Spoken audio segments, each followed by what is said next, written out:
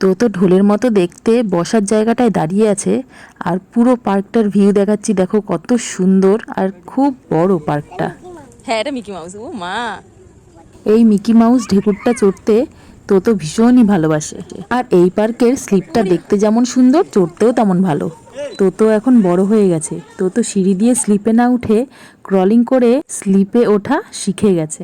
এইভাবে উঠতে আর নামতে ওর ভীষণই ভালো লাগে।